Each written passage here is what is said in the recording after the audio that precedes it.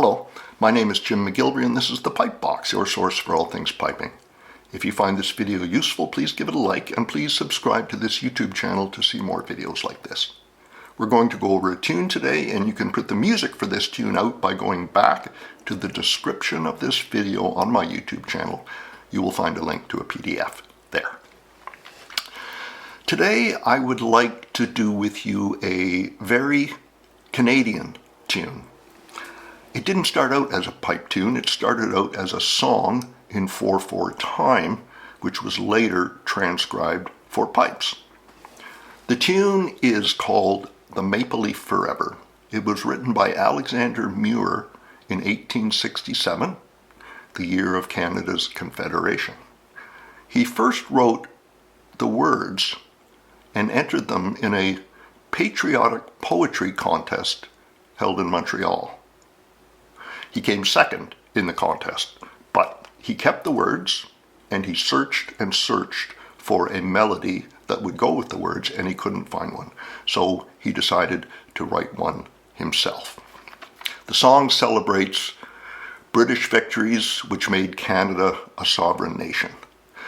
It's a very patriotic tune. Let's hear the words to the first verse. In days of yore from Britain's shore, Wolfe, the dauntless hero, came and planted firm Britannia's flag on Canada's fair domain. Here may it wave, our boast, our pride, and joined in love together. The thistle, shamrock, rose entwined, the maple leaf forever.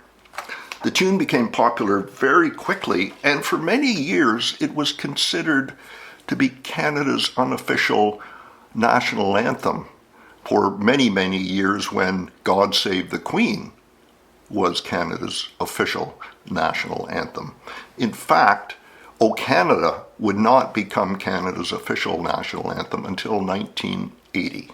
So Maple Leaf Forever hung in the wings, hoping to become a national anthem, which it never quite did. But it's still a very patriotic song and often heard in Canada today. Makes a rousing pipe tune and can be played by advanced beginners upward. It's a very easy tune.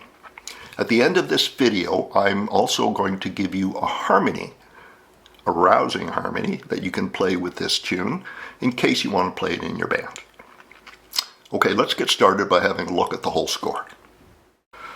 You'll notice there's lots of white space on the page. The score isn't dense with technique. It's mostly quarter notes and eighth notes with the odd half note thrown in.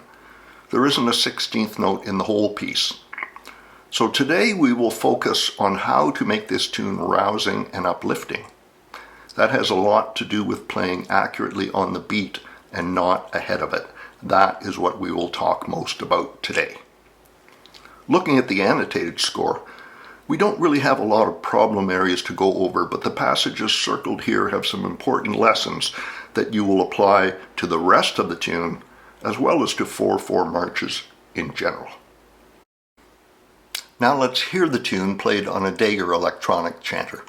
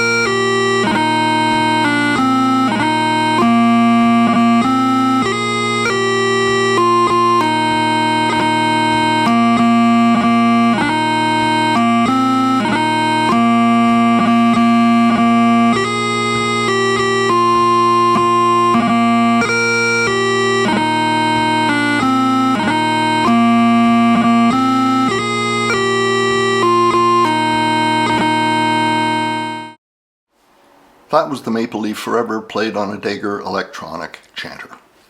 Let's get right into the Maple Leaf Forever. Very first bar.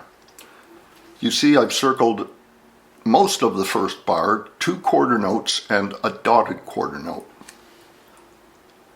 In there, between the two low A's, is a burl. I want you to make sure you don't play the burl ahead of the beat. The second beat in the bar, the little finger hits the chanter for the first sweep of the burl when your foot hits the floor. It's not the second sweep where your foot hits the floor. First sweep when the foot hits the floor. That puts the second low A squarely on the beat. The F, I've circled that as well because I want you to make sure you do not get to that F ahead of the beat. I want this bar to sort of set the standard for the way we're going to play the rest of this tune. We're going to go from quarter note to quarter note, sometimes to half note, sometimes to a pair of eighth notes, and we're going to do our level best not to ever get ahead of the beat. And if you're a player who tends to play burls ahead of the beat, you'll be ahead of the beat in the second beat of the tune. So hold off on that burl and hold off on going up to the F.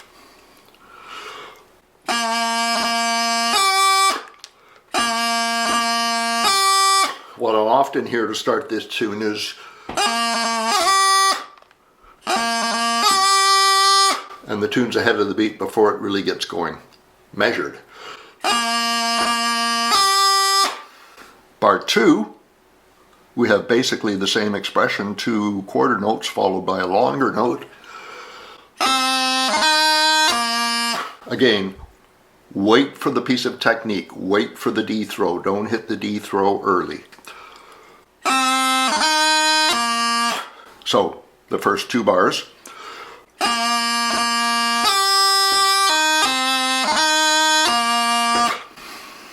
You'll see in bar 2 that I have circled an E grace note. E grace note is on a low A. If you have printed out an entire score, you will notice that I've circled every E grace note in this tune. And the reason I've done that is I find, especially with advanced beginners and some intermediate players, that they tend to overlook E grace notes and play G grace notes. And I'll sometimes see players at that level who play almost no E grace notes anywhere. So there are E grace notes placed strategically throughout this tune. I've circled them all in blue, and please make sure you play them as E grace notes, not as G grace notes. Now I would like to look at bar 4 in line 1, and here again we have 2 quarter notes followed by a dotted quarter note. We have it doubling on the first quarter note and an E grace note on the second. Again, all I want you to do here is make sure you run down those 3 notes on the beat. Pipers have a tendency when they encounter a string of notes that are the same length to become impatient and speed up and get ahead of the beat. Great patience is required to wait for the beat before you change notes. So, bar 4.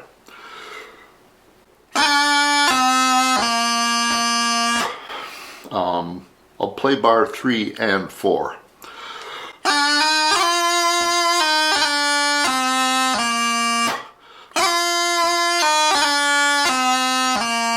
Don't run down that bottom hand work quickly like this.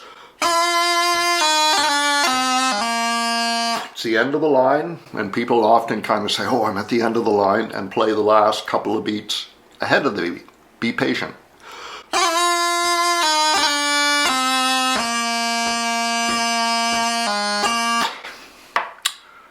In line 2, I've circled bars 3 and 4 in their entirety. This passage, more than anything else, exemplifies what I want you to be able to do in this 4/4 march in terms of playing very measured music that's on the beat.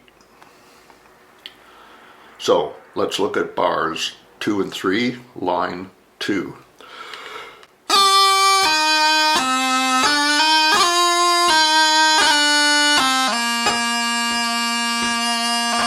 Again, I hope you can hear how I've spaced everything out so nothing is ahead of the beat. Everything is in its proper place. Every piece of technique is on the beat as I have described it, all in my rhythmic finger work tutor.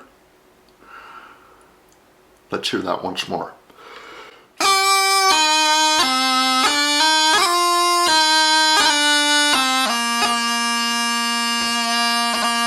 Okay, what I will often hear when I teach this tune is this.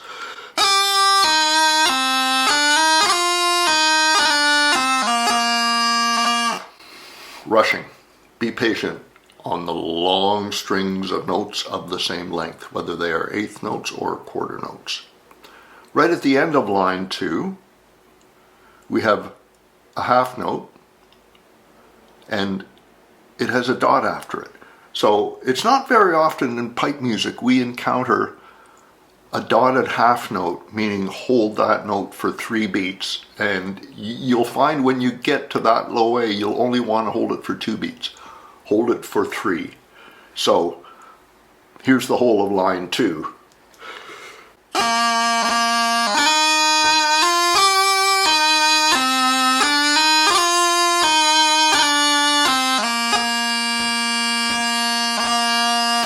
Okay, hold that low A for 3 beats. To begin line 3, we see a B doubling. This is simply a reminder, again, my rhythmic fingerwork readers will know this. This is a reminder that when you play a doubling, the first grace note is on the beat. So the G grace note is on the beat, on the B doubling in bar 1 of line 3. So finishing line 2 to line 3.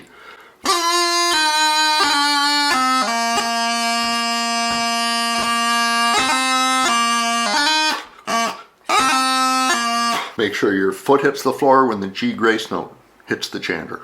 Don't play your doublings ahead of the beat.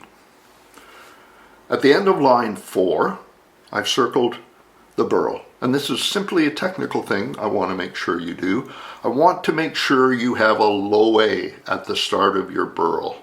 Often when I hear people come from the top hand down to a burl on low A, they sometimes miss out that first low A.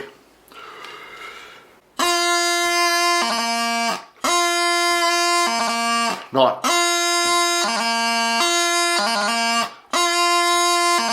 nice rippling. That's pretty much all I need to say about Maple Leaf Forever. Let's hear the whole tune played on a practice chanter.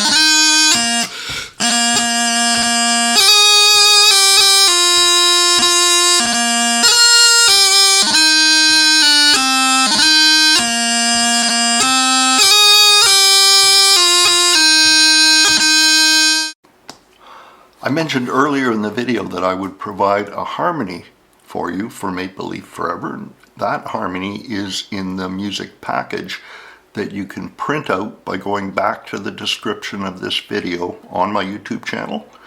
You see a link to a PDF there, and you can print out the score to Maple Leaf Forever, the annotated score, as well as the harmony. So let's have a listen to the harmony played on a Dager electronic chanter just before we close out.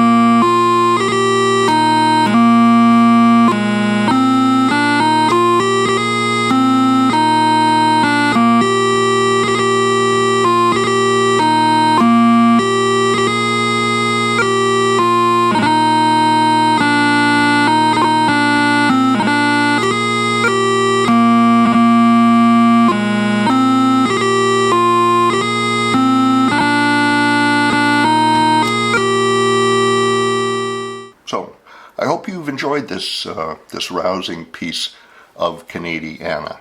It makes a great pipe tune. It's not a difficult pipe tune. You can march to it. The harmony is lovely. It's a great overall tune that doesn't see much playing on the pipes, and perhaps it should.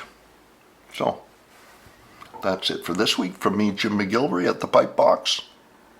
Good piping.